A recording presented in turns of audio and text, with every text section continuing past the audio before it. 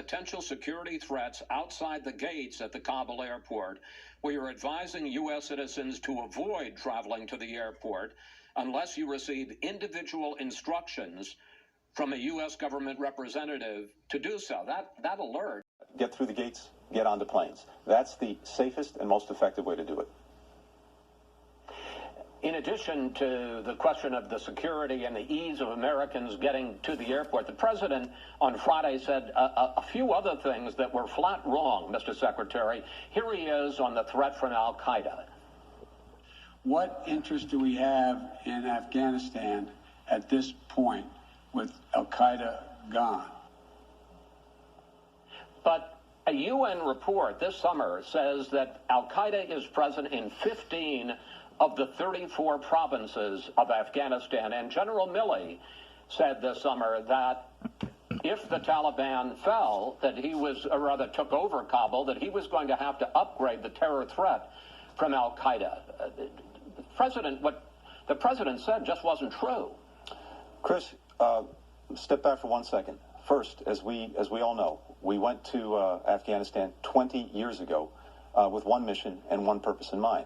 And that was to deal with the folks who attacked us on 9/11, to bring bin Laden to justice, which we did a decade ago, and to diminish the capacity of al-Qaeda to do the same thing again, to attack us from Afghanistan. And that, to the president's point, has been successful.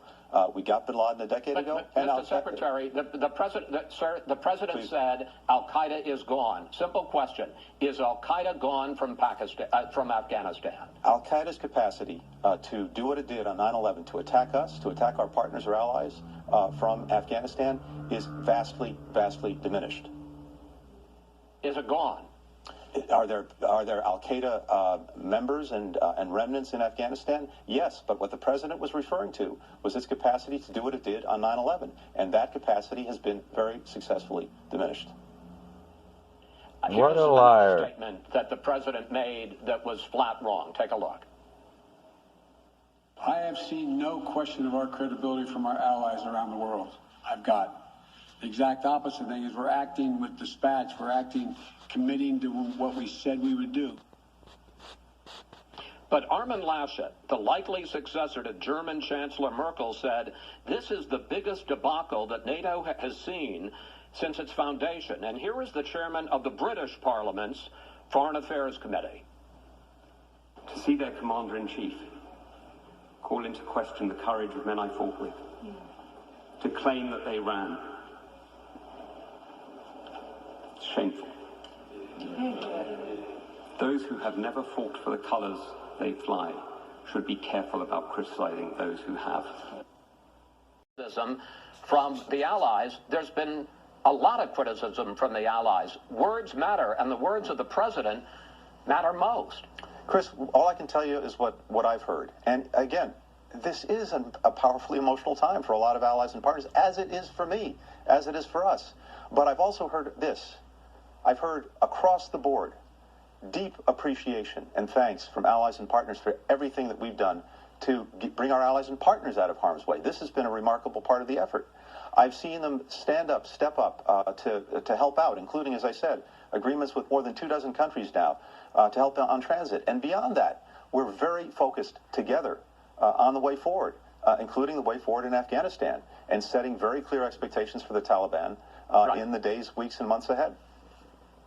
I've got two more questions I want to ask you, Secretary Blinken. On July 13th, 23 staffers at the U.S. Embassy in Kabul sent you a memo saying that the collapse of Afghan forces and the takeover of the Taliban was going much faster than expected, and urging you to speed up the evacuation of our Afghan allies, the drivers, the translators, the people who had stood by us.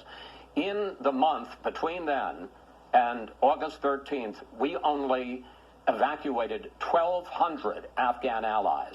Why didn't you move faster, sir? First, Chris, the cable you're referring to came through something we call the descent channel, and it's something I take very, very seriously. This is a very important tradition that the State Department has. It's a very patriotic one. I read the cable almost immediately. I responded to the cable. almost immediately. And we took to heart a number of recommendations that were made in the cable. I can't go into too much detail. We only evacuated 1,200 Afghans in the next month. That doesn't sound like you took it that seriously. Two things here, Chris. First, and this is important, when it comes to the Special Immigrant Visa Program, these are the folks who helped us, who stood with us, translators, interpreters, etc., who we've committed to bringing out of Afghanistan if they want to leave. We inherited a program that was in a dead stall. No interviews had been done when we came into office for visas for these folks going back to March 2020. Now, largely that was due to COVID. We restarted the interview process.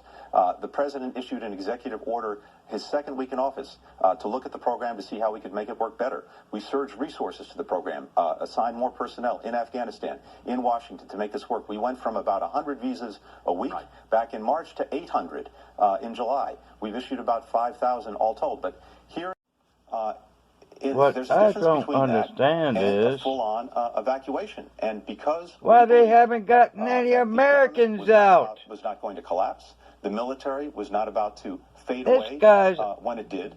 talking out of his ass. In a very Should have gotten expedited Americans way, out resources, before you more moved effort, the more first people out, troop. that we would have time to do it effectively. You people are And that brings us boneheaded to my final question, idiots. which is the failure of both intelligence and planning. Which we're drifting, that the Taliban knows we will not stand for it. I've got about a little over a minute left, so I need a quick answer here. I want to drill down on this question of Afghan refugees because there's quite a split inside your party about bringing our Afghan allies, the people who stood up for us for those last 20 years, bringing them into this country.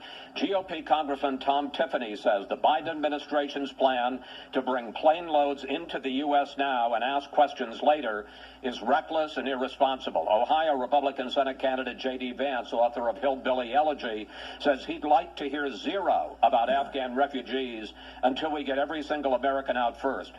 Senator, there's a real difference of opinion inside your party. First of all, a great nation is a nation that keeps its word. The American people need to understand who we're talking about here. We're talking about men and women who risked their lives to protect Americans.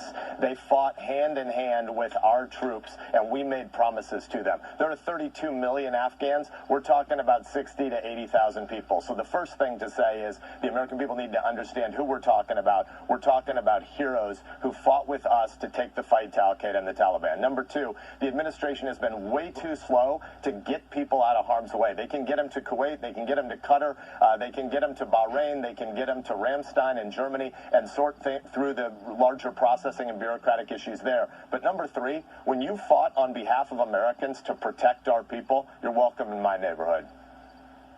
Because there is a crisis of credibility, competence, and coherence.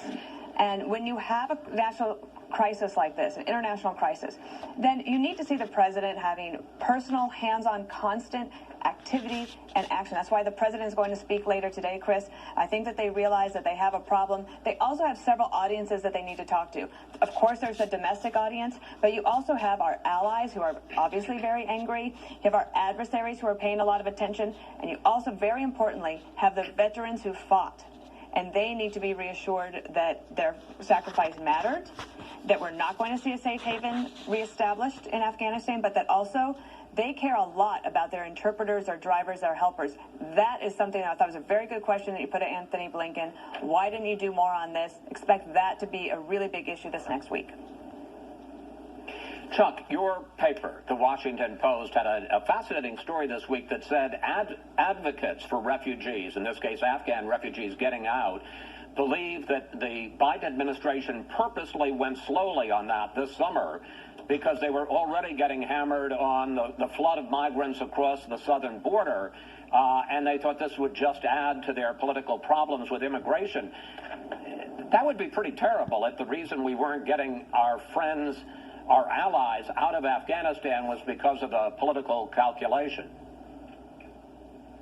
It would be pretty terrible. Of course, they deny that that's the case, and I think it's fair to say that they did try to expedite this extraordinarily cumbersome bureaucratic process. I've read the paperwork actually that these people are supposed to fill out, and English is my first language and I can barely understand it. I think we have to go back to the origin of that program, which had to have all kinds of safeguards built into it. It was delayed by COVID. But yes, they are on the defense over the border, and they're sensitive to the fact that that seems to be out of control. I think the deeper issue here is the contradiction between the whole reason they're pulling out, which is the Afghan army is incompetent on the one hand, and the bet that that very same army will hold the line long enough for an evacuation to occur, both of those people we were just talking about who are Afghan citizens and the American citizens. And that just doesn't square. It doesn't make any sense. And they are now living with the disastrous consequences of that, eminently foreseeable problem. Indeed, if they really believed the Afghan army was so bad, why did they entrust it to protect the retreat and put the lives of American citizens and SIVs in that same force's hands? Dana. Uptake persists despite recent increases of COVID-19 among the pregnant. Overall, 60.4% of the U.S. population has received at least one dose of the COVID-19 vaccine. Delta variant cases. The Vice President went to Vietnam. Now, you know what I see happening here? All these jobs that they say they're getting for Americans are going to get outsourced. Yeah, that's right. All this infrastructure jobs, except for the construction work, that has to be done on site. But other stuff is going to get made overseas by somebody else instead of an American.